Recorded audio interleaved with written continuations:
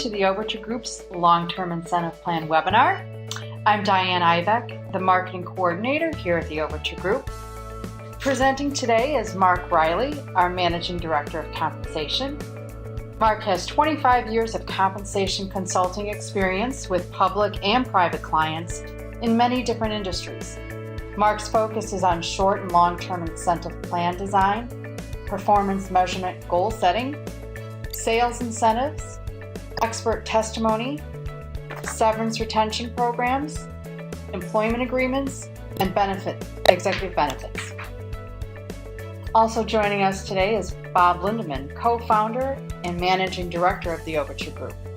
Bob has over 25 years of experience in compensation consulting, executive search, and ownership and management succession planning for privately held middle market companies. Over his career, Bob has sat on 6 boards and is currently active on 3 of them. Now, our goals for today are to gain an understanding of the important role of long-term incentives, be educated on design considerations for developing an effective long-term incentive plan.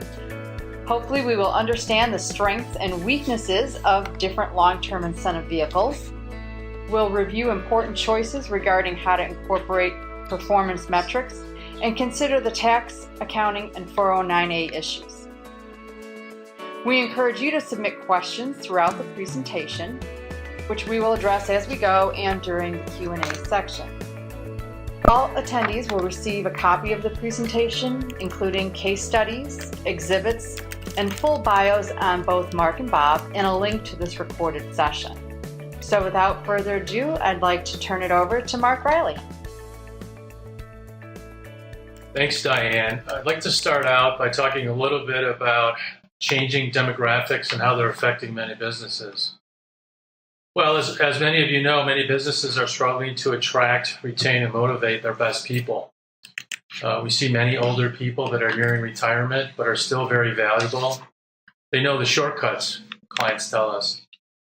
And companies are trying to figure out how to keep them. Millennials are also looking for upward mobility, challenging jobs, and are not afraid to jump ship. So many companies are using or considering long-term incentive plans, or LTIPs that we call them, to lock in their key people. And so what we're really looking at are some of the trends affecting demographics, and a few more trends affecting many businesses are the ability to attract their key people. We're seeing private equity and M&A activity are also a big issue for many executives. What happens to them when their businesses are sold?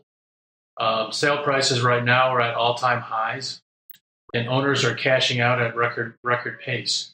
So many executives are concerned about these things happening to them, and companies that are thinking about selling are trying to figure out ways to lock people in. Key executives are looking for specific agreements that help them give a piece of the sales price. And if your company doesn't have this type of agreement, your key people will be maybe looking to leave. And they don't want to be left holding the bag if there's some type of sale happening.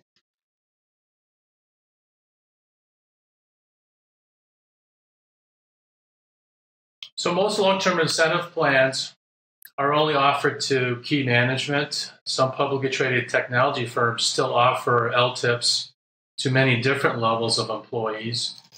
But over the years, we've seen the offering be selected to really the key people. They're costly plans. They're really targeted to retain your top people and your key talent.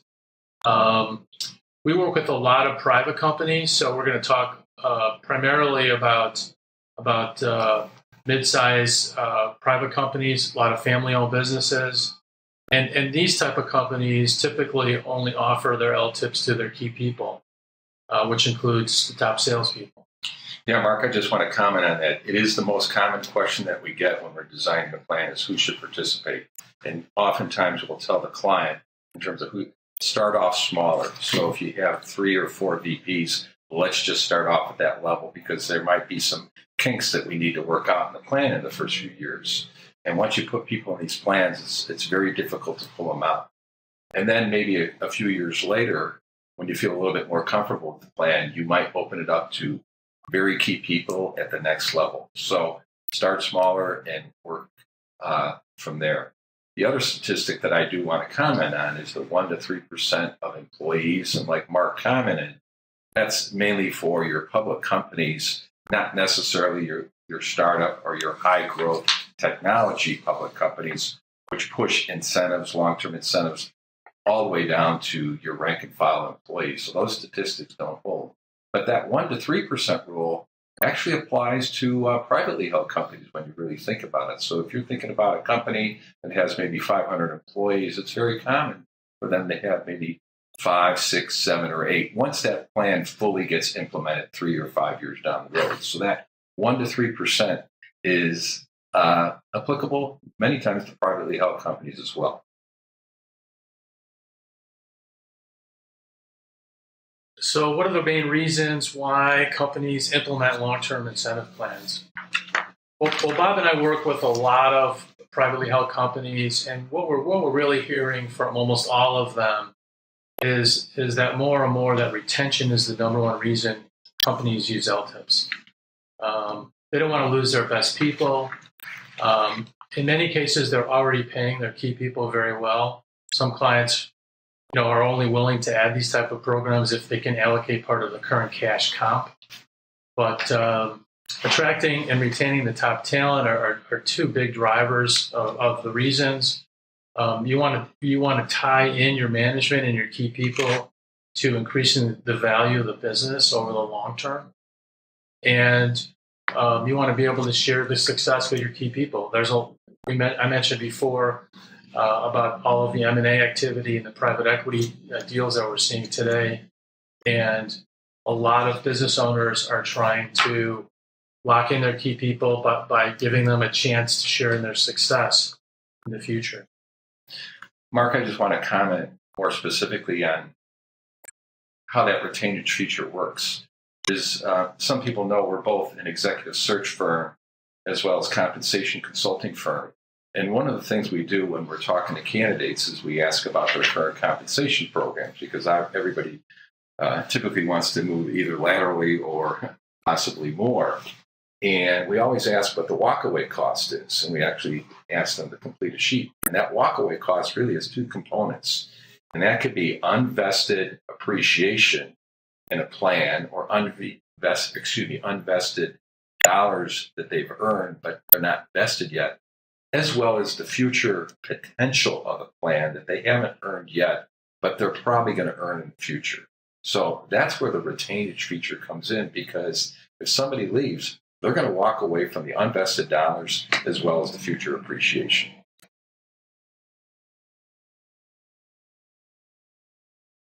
So what are the reasons? So we just talked about why companies want LTIPs. What are some of the reasons why executives want LTIPs? Well, over the years, most companies have developed or used 401k plans instead of the old defined benefit plans.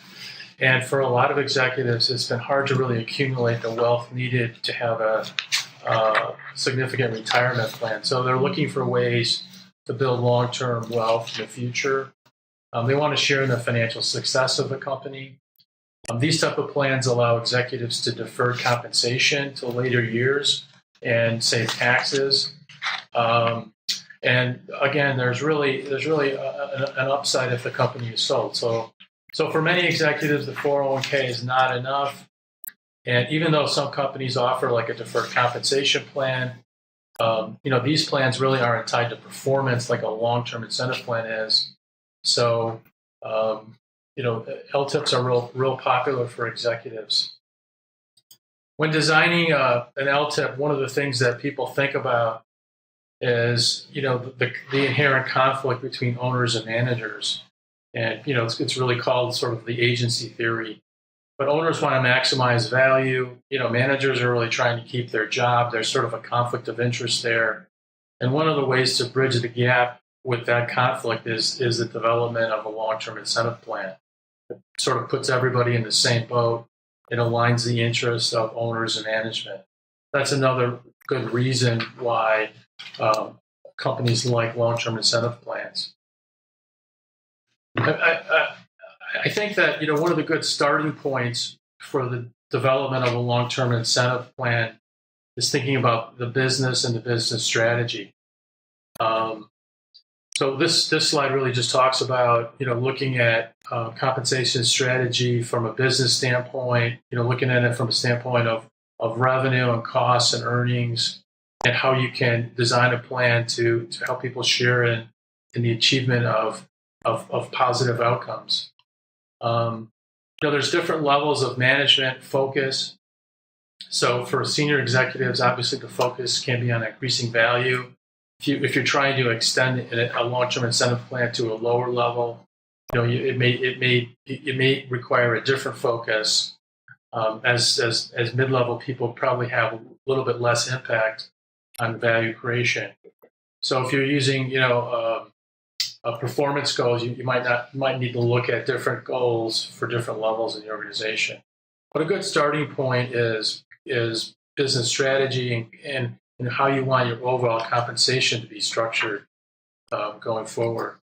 And that sort of leads into this next slide, which is really just two pie charts showing the typical executive pay mix that you would see at a large company and a small company. And for smaller companies, there's a little bit less in long-term incentive plans. There's more in base and bonus. But in large companies, you typically see more in long-term incentives. It's much more common in larger companies.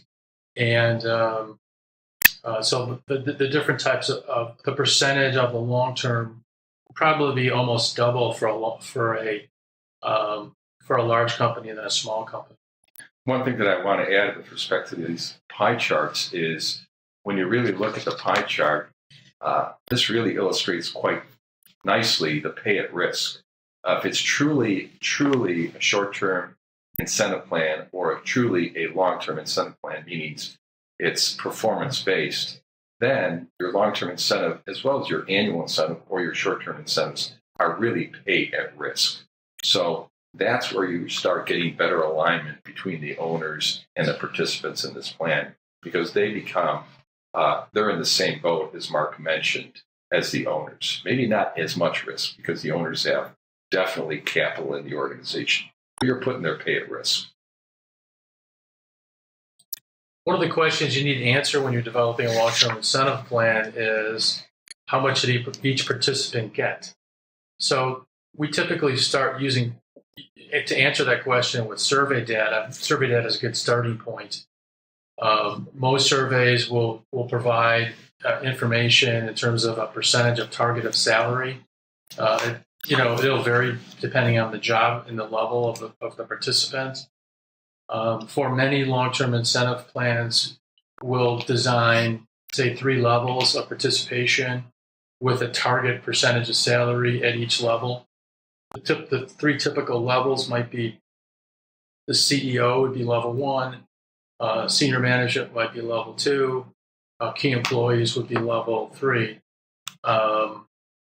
And so that would be sort of the starting point, and then you would make adjustments based on the size of the company, the type of industry, type of compensation strategy that you want to have, how much pay that you want to have at risk, like Bob just mentioned, and what is your lifestyle market stage of the company. For startups, you typically would see more long-term incentive used than at mature companies because startups are typically trying to conserve cash as they get going. Yeah, I just want to expand on Mark's answer here. It is the most common question is that clients say, how much should our participants earn? It truly does factor in the size of the company, the industry, the compensation strategy. And I want to expand a little on Mark's comment on the life cycle and market stage. Take, for instance, if you're an industry that's very, very mature, well, if it doesn't have much upside potential in terms of shareholder value, then why put a long-term incentive plan that's going to tie to shareholder value? Maybe you're going to put a little bit more emphasis on your annual incentive or maybe you put in a performance unit plan that's driving certain performance metrics that are pulled out of your strategic plan. So again, there's no one right answer. The ranges we put in here are fairly broad. The reason being is those are the ranges that we typically see because they're based upon a wide variety of factors. The other thing that I do want to mention, though, and many organizations do this, is for your critical salespeople, even though they may not be EVPs or VPs, you better tie them up with long-term incentive plans because the recruiters out there will find them if they're the top performers. So let's talk a little bit about the different types of LTIPs. We've sort of broken them up into three buckets: stock plans, which include stock options, qualified and non-qualified. We're not going to really get into all of that, but that has to do with the tax advantage of the stock option plan design. Another common type of stock plan is restricted stock. And then there's stock equivalent plans. Most of these are used by private companies. Stock appreciation right plans is the most common. Phantom stock is also used. Phantom stock is like restricted stock, and then you grant a full value share. Stock appreciation rights are like stock options, where you're basically getting the appreciation over an initial grant price. And then there's non-stock and stock equivalent plans. We talked about performance units a little bit. You basically are offering a unit with a cash value.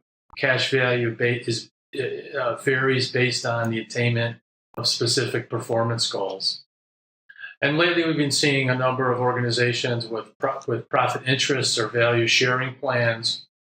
Profit interests are really designed for LLCs and will allow participants to receive a specific profit interest from the company over time. So those are the different types of plans that we're seeing.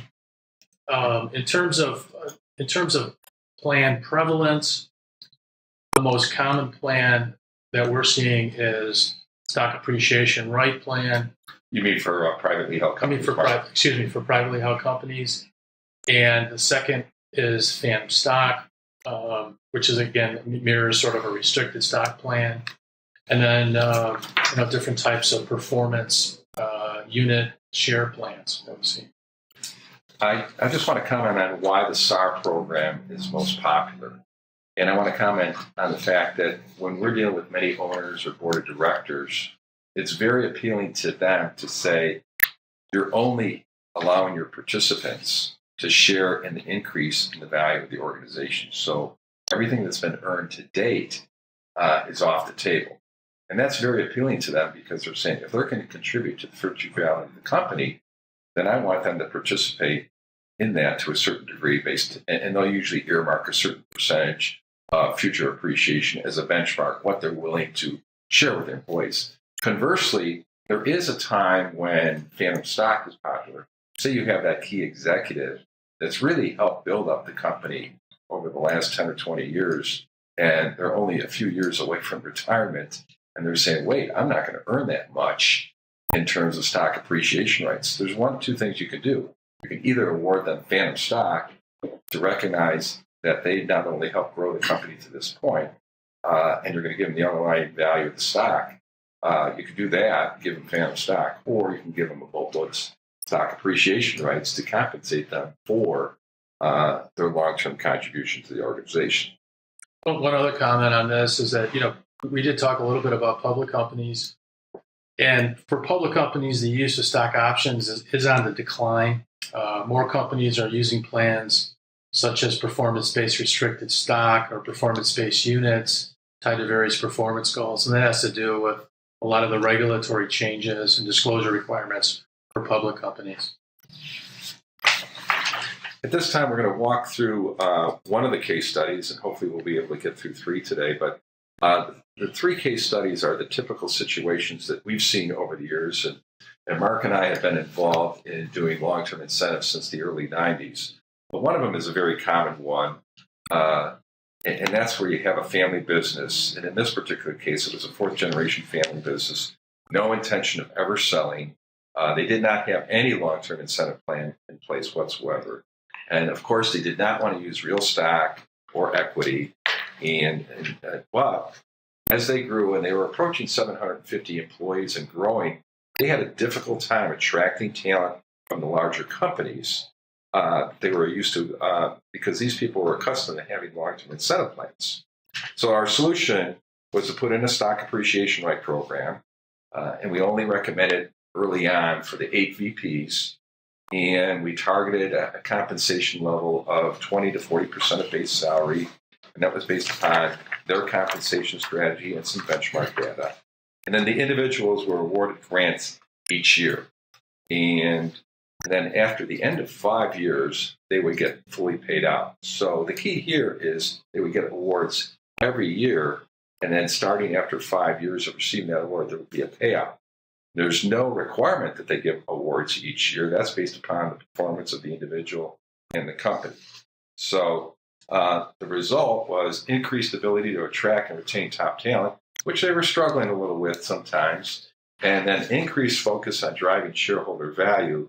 And then 2 or 3 years later, the plan became so popular, they opened it up to the next level of management, which was their director level. Of course, the participation level, like Mark mentioned a few minutes ago, was not at the same level as your top senior management team, but it was quite significant.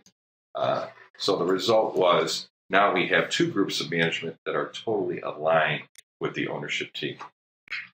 Bob, we have a question that came in, and I think it's relevant to the case study and what we've just been talking about with SARs. The question is, how often do you need to get a private company valuation performed for each of these plans? And I'll take a stab at it, and then I'll get your viewpoint on that. A lot of the companies that we work with don't use valuations. They use a simple formula, typically like a multiple of EBITDA. And the calculation of EBITDA can be a little complicated. We'd like to maybe look at it over a multi-year period and then adjust for debt, and then use a fairly conservative multiple so that there is some upside in case it's sold at more of a market multiple. This keeps it fairly simple and stable, which is an important part of the valuation process. But on the other hand, a lot of companies do use valuations. They're good to use. And provide, usually a number of different values and sort of an average value at the end. Yeah, that's a good point, Mark. You are not required to have an actual formal valuation done every year if you want to do a long-term incentive plan. There's good formulas as long as you use them consistently, and there's different approaches you can take for those formulas. But there are a lot of companies that, because of their size, they're 200, 300, 400, 500 million, or because they're ESOPs, they have annual valuations done by professional valuation firms. Well, if that's the case, you might as well use the number that's generated from that report. I would say the majority of our clients, probably 75%, do just go with the formulaic value. And one of the benefits there is you get consistency. One of the problems with valuations, especially if you're going to the stock market, half your appreciation sometimes has nothing to do with the performance of the company, just the marketplace conditions out there, which are more psychological in nature than company performance-based. So valuation formulas have their advantages. That's a great question. Thanks for the question. We're going back a little bit to the plan types. Again, we're looking at stock options, synthetic stock, which is stock appreciation rights, restricted stock, and then cash plans. Those are sort of the typical plans that we use, and we want to go through a few maybe just sort of simple examples. Again, stock appreciation rights, it's really based on price appreciation. That's the basic component, just like a stock option. Just like the last question, the issue is how do you value it, and so there's a beginning price, and then there's the appreciation over that. Like all of these plans, there's vesting schedules so that people earn them over a period of time, and that aids in the retention of the folks that participate. A simple example of a stock appreciation right is illustrated in this. I mean, there's a fixed number of shares outstanding of 1 million, and the book value of the company is $10 million, so the book value per share is $10. There's 200,000 options reserved for the plan. So if the company grew at 10% in 5 years, the value would be $16.11. So the gain would be $16.11 minus 10, or $6.11, and the total gain would be $1.2 million for the participant. So that's just sort of a simple way of looking at it. That example looks at book value, but it could be again the multiple or the valuation we use. One of the great things about these plans is their plan design flexibility. There's flexibility in terms of eligibility and grant size. There's flexibility in terms of grants. The grants can be based on performance. They can be periodic every year, or they can be as needed. There's the vesting schedule can be designed specifically for your company. As Bob mentioned, we work with a lot of different companies, and very frequently they all want to use sort of a slightly different vesting schedule. That will maybe align a little bit better with their executives. If people are closer to retirement, they might want to use a little shorter vesting schedule. If people are younger and have more of their career ahead of them, then you want to use a longer vesting schedule. In some cases, clients even want to say, well, we're not going to invest anything until retirement. So there's a lot of flexibility to sort of meet your needs on that. In terms of liquidity, that's an issue with the companies, because with SARs, the company has to basically buy back the SAR. So it has to do a lot of modeling and projecting to determine what the liquidity concerns are going to be. And lastly, with some organizations, they do put a cap in, because there can be situations where the value or the earnings skyrocket, and they don't want to have a windfall situation, or they don't want to have an unanticipated situation, so they might put a cap in there to prevent that from happening. But all those are flexible.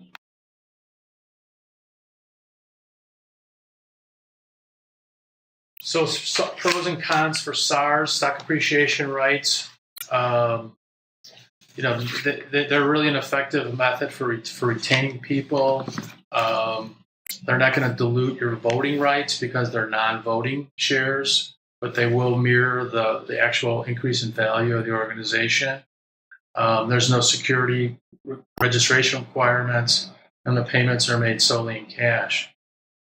In terms of cons, unlike public companies, the private companies that use SARs have to pay the increase in value. It's not just based. A public company can rely on the stock market, in a sense, and the appreciation of the stock to pay the value, but a private company has to actually pay out in cash. So there's also, one of the cons is it's really not a true equity. You don't have voting rights and things like that, but it is a mirror of the value. One other disadvantage relative to some public company stock plans is you pay ordinary income taxes on the payout of the SARs. Right. I want to comment on that, because that's a con and a pro. It's a pro for the owners because they're getting an ordinary income tax deduction, and the con is that's full ordinary income tax to the participants. And with respect to publicly held companies, there are restricted stock plans that, after you elect Section 83B, and I don't want to get too technical here, where you can get capital gains. But in reality, if you look at the vast majority of long-term incentive plans, even for publicly held companies, most of the income is subject to ordinary income tax. There are some things that you can do to generate capital gains, but if that's the case for a publicly held company, they're not getting a tax deduction for the capital gains portion.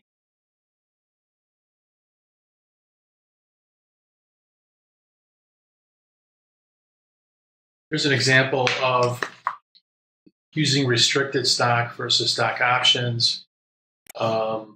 The value of a restricted stock grant is typically worth 3 times the value of a stock option, because you're giving somebody the full value of the share.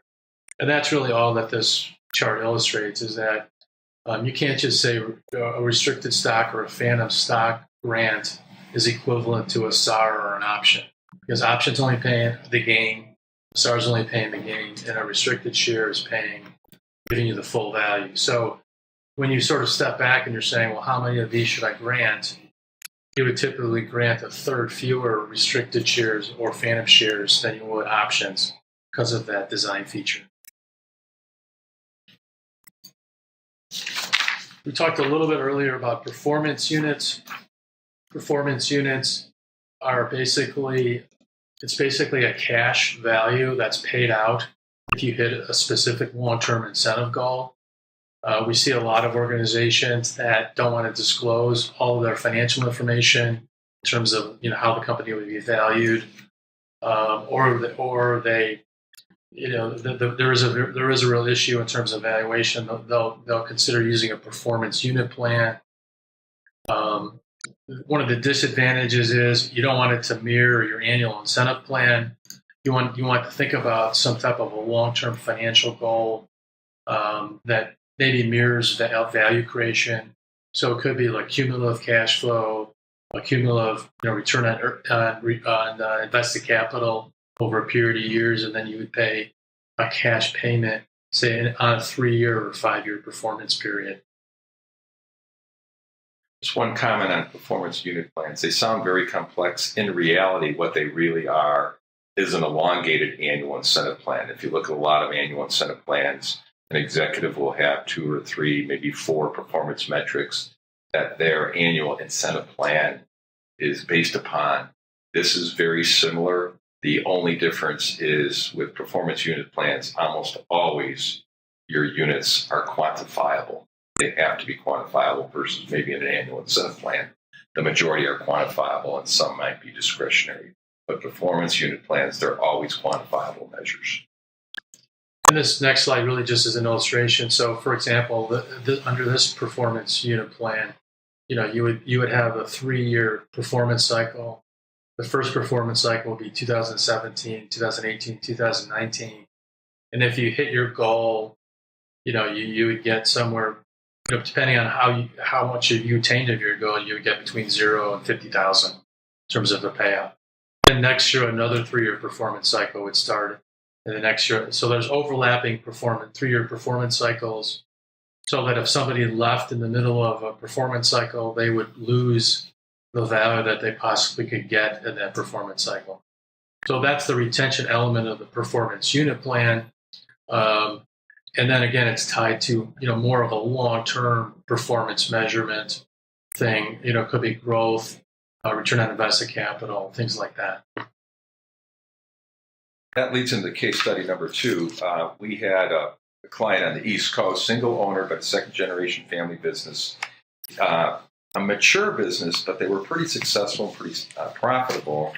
But the owner did not want to do any stock or stock equivalent type plans. So we developed a 5-year performance unit plan where we actually resulted in 3 criteria. The first one was EBITDA, and what Mark just said, their annual incentive plan also used EBITDA. So there was a duplicate there. That's not the end of the world, but that just reinforced the fact that EBITDA was very important. They also used return on equity. What was a little common or unique in this plan is for each executive, there was 1 or 2 quantifiable strategic objectives for each of the VPs over that performance period. So each person knew how much they were going to make over the next 3 or 4 or 5 year period based upon achievement of certain goals and objectives. So the client liked that because it was extremely clear to the participants how much they could make and how they would make it. So the end result, increased ability to attract and retain executives, because this was over a $200 million company, and it really did reinforce the goal-setting process of the company. I think I mentioned earlier too that we've done some of these plans for nonprofits. It's typically a hospital or a large healthcare system, and where you can't really determine a value, but you can have definitely some specific measures, and you can set up the plan where you're locking people in over the long term. And so it can be part on the financial performance, but also, it's partly on, the success of the mission, patient care, patient quality type measures, for just as an example. So just some of the advantages, just a summary of some of the advantages and disadvantages of the various plans. If you're thinking about stock options, they're easily understood. They've been used for a long time. There's issues about dilution, possibly. With phantom stock, it works, very similar, especially with stock appreciation rights. I mean, it's very similar to stock options. No real stock is used, so there's no dilution, but it can be a significant drain. And restricted stock can have some tax advantages. We haven't really got into all of the details on that, but there is something called an 83B election, which you can make that locks in your tax, your taxes, but there can be some risk involved if the price of the shares go down. And we just talked about performance units. And the one comment I made, this slide is a very probably overly simplistic slide, but we have attached an exhibits section that has a lot of meat and a lot more detail for you to sink your teeth into. And that's part of this webinar, but we're not going to actually cover that. Excuse me, that's part of the webinar document, but we're not going to cover it. So I would encourage you to look at the exhibit session after our webinar if you want more technical detail. The next slide, like Bob said, we're not going to really get into all the technical details of accounting and tax implications, but this slide, provides a little bit of that. It talks about, the difference with non-qualified options, incentive options. I mentioned before the 83B election, and some of the other tax and accounting issues that we see with these different types of plans. Mark, you may just briefly comment on IRC, Internal Revenue Code 409 Cap A, as to why that came about, how that came about, because that's made at least the legal document complicated. Yeah, that's a great question. I mean, with a lot of these plans, I mean, the IRS almost looks at them as a deferred comp plan, and deferred comp plans are governed by 409A. There's a lot of legal issues surrounding that. It's basically one of the main issues is you can't accelerate any payments. 409A really came about, when the Enron situation occurred, and the Enron executives decided to accelerate their deferred comp payouts, and then right after that they went bankrupt. So the federal government put in a law to prevent the acceleration of deferred comp payouts. But stock appreciation right plans and a lot of these plans are viewed by the IRS as deferred comp plans. So you need to structure them so that the timing of grants and payouts comply with 409A. We don't have to get into all the different details of that, but that's definitely something that we look at very carefully when designing these plans. In a way, for participants, it's sort of a good thing because it's very clear how you get paid out and when you get paid out. There's no ambiguity. So for participants, it's just added to the legal cost up front of making sure that your plan complies with these rules. Well, we want to talk a little bit. I mean, we went into some of the details of all the different plans, but I mean, one of the bottom line things that clients ask us is, why do plans fail? And one of the reasons is that the plan is too rich or that it's not meaningful enough. I mean, we talked before about maybe having a cap if there's a possibility of a windfall. But if there's a windfall, I mean, it probably hasn't worked well because there's been too much of a payout for not enough performance. And on the flip side, if there's not enough of a payout, the retention value is not going to occur. So, the number one reason why people are developing these plans is to retain people. And if there's not enough sort of at risk or on the table, it's not going to retain that. Another possible reason for failure is they're too complicated. They have to be simple enough so that the participants can understand them and communicate them. When we do these plans, we do a lot of modeling, and we look at different scenarios. We talked before about we do evaluation based on multiple of earnings. And we typically, we do a number of different scenarios, growth scenarios. It could be 5, 10, 50%, or depending on the company, depending on the projections of the company, looking at what payouts would be under different scenarios. And then the other thing is, participants might not trust the owners to give them all of the financial information for them to sort of follow and understand the plan. We don't really run into that a lot, but if that's there, we would suggest that the company use its outside auditor to sort of review the plan and the numbers. And finally, it could be that the company would select possibly the wrong type of plan. Poor design is another issue. The award, size of the awards, valuation, the vesting, all of these things need to be thought about carefully and discussed. Typically, we have 2 or 3 different meetings with clients to go over all of these issues, and so it does take a lot of back and forth to sort of figure out what's going to work best for companies. And if you sort of skip over that, it can turn into a problem.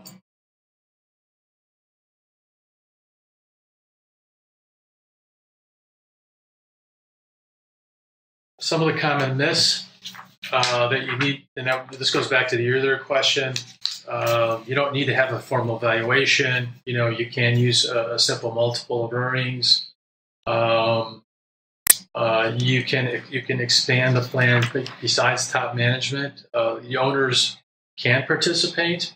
A lot of times we'll run into situations where we're designing this plan for people that are not owners, but some of the owners are also saying, well, does this make sense for me too?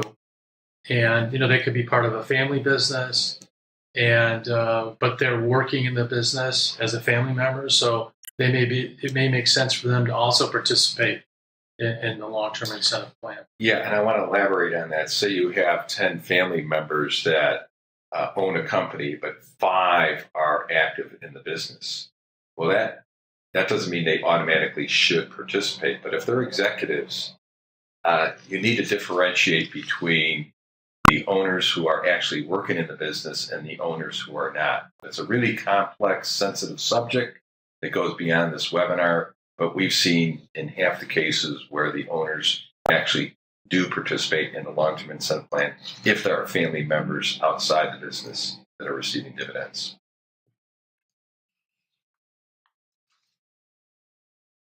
So here's some of the key questions to evaluate. Whether you should have a long-term plan, was it working right? First question, is the plan accomplishing the key objectives? Is it reinforced annually with participant statements and communications? Bob and I were at a meeting this morning, and we were working with a client on a SARs plan, and they were like, we really needed to have statements to give everybody so that at the end of every year they can see where they are, how many SARs they have, how many are invested, and what the values are. And that makes a lot of sense, because if you're going to go through all the trouble of doing this, it makes sense to be able to communicate it. So those are some of the key questions to really look at.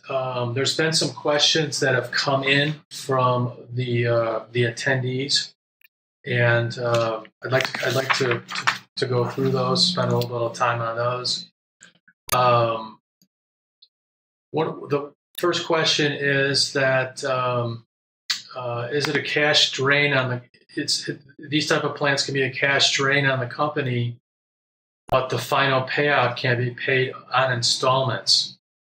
For example, if they're owed $500K, then can they be paid out $100K for the next 5 years? And again, that's another great question. And it certainly can be designed to pay out in an installment basis to soften the cash drain on the company.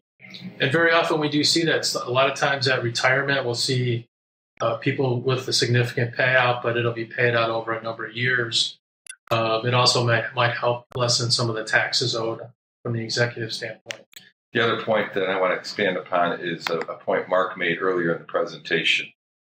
We do extensive modeling, and if you're designing one of these plans without outside assistance, you should definitely do a lot of modeling. And we like to do optimistic, pessimistic, as well as realistic scenarios to make sure that we've sort of stress tested the plan, number one, and number two, we can set the expectation what the participants can make under different scenarios. And number three, what's the impact on the income statement and what's the impact on the cash flow as well. So extensive modeling is very important so you don't get unintended results from these plans. Thanks, Bob. The next question that has come in is, I'll just read it. We currently have a 3-year LTIP in place. The industry we are in has been very volatile. We haven't met the criteria to earn a payout. However, we have performed significantly better than all of our peer group. That said, there is consideration being given to awarding a percentage of the value since the funding has already been partially accrued. Do you have any insights into how to minimize the volatility in the marketplace? I think that's another great question. I see a lot of public companies that have long-term incentive plans that are tied to their performance relative to a peer group. And that helps because, I mean, if you do better, say, for example, if everybody in the peer group is flat and you're just doing a little bit better, you can still get a payout, even though, that performance might not, be, as good as you want.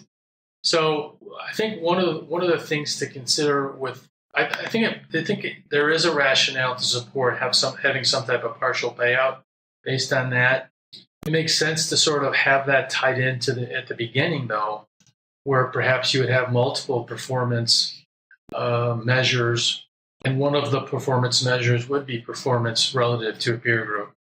And another performance measure might be, net income growth or something like that. So I'm not saying you should have a lot of different performance measures, at the most 2 or 3, but having something like that in there, I think makes a lot of sense. Next question. For private companies, how many of the plans are either partially funded or not funded? What we for like deferred comp plans, and a company is in a borrowing mode, we typically recommend that they do not fund. Because they're basically borrowing money anyways, so just to fund it and borrow money doesn't really make sense. But to for private companies that are doing well, we recommend that the plans be funded. Sometimes we recommended that the funding be put in a rabbi trust, and a rabbi trust will protect the participants in the event of a takeover, so that if a new company buys out the old company, they can't just dip into those funds and change the plan around. There'll be money there to pay people. So if possible, it makes sense to fund. But it's also probably a good policy because these plans can be expensive, and especially, related to the other person that said, can you pay out over a period of time? Yeah, you can. So that helps the funding issue, but still, it's good to have at least some of the money in place there. Yeah. When we design the plans, in almost all cases, they're self-funding. Number one, there's a limited number of participants. Again, remember, we only have 1%, 2%, 3% of the employees participating.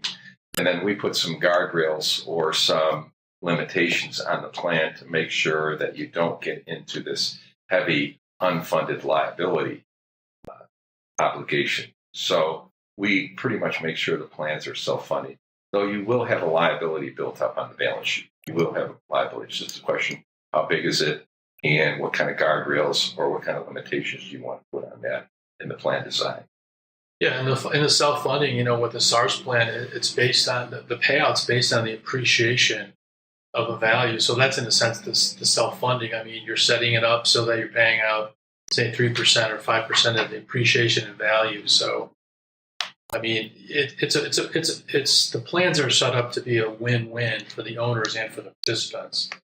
I think some companies run into problems with long-term plans that are not performance-based. They're non-qualified deferred comp plans. And non-qualified deferred comp plans that are not performance-based sometimes run into funding problems because they don't have the earnings to drive the payouts.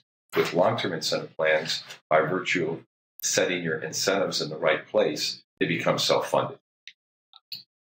The next question that's come in, is it possible to have a plan reset if an unexpected natural disaster happens to part of the operation? And I know that one of the things that Bob and I do when we're working on plans like this is we put together what we call a term sheet. And the term sheet just basically sort of outlines how the plan's going to work, who's going to participate, how much are the people going to get, what's going to happen under different scenarios, death, disability, retirement. And sometimes we do put in a thing where if there is some type of unintended consequence that happens, like a natural disaster, a fire, or like, say, a large insurance payment, or some type of a suit or a disaster, how that would impact the value of the plan and the share. So, I don't know if this would call for a total reset, but I think what we're saying is that you should take these things into consideration. You should have the ability in the plan document to make an adjustment for something like this. You don't want to be making adjustments for poor performance. But if there's something out of the control of all the participants, it may make sense to be able to adjust for that. I think we're getting towards the end of our session. We maybe have time for one more question. I've got one more question over here, Mark. Do nonprofit organizations use long-term incentive plans? There's really it's a pretty small percentage of long-term of the nonprofits that use them. It can be it's typically a very large nonprofit. Like it could be a very large charity that manages a lot of money. I've seen those type of organizations use it. It can be a very large sort of like maybe one of the medical insurance carriers, where they're in a sense nonprofits, but they would have long-term incentive plans. Could be a very large hospital system, like maybe like Northwestern or the University of Chicago, where they have very, very highly paid, highly compensated, unique people. And so there could be, I don't really know if they particularly have those in place, but I know that some large hospital systems like that too. So that would be the type of nonprofit that would use it. We have one more question. What is the difference between long-term incentive plans and deferred compensation plans? I think Bob touched on this a few moments ago. Yeah, again, a straight deferred comp plan does not have any performance criteria attached to it, where a true long-term incentive plan has performance metrics, has performance criteria. That is in a nutshell. And also deferred comp is just a form of deferring comp into the future. Well, thank you, Bob. Well, I want to thank everyone, Mark and Bob. Thank everyone on the call. Just a reminder that we did cover a lot of information. It was great information, excellent questions. You will all be getting a copy of the PowerPoint deck as well as a copy of the recording. And again, to reach Mark or Bob, their contact information is on the PowerPoint that you will be receiving. Thank you very much.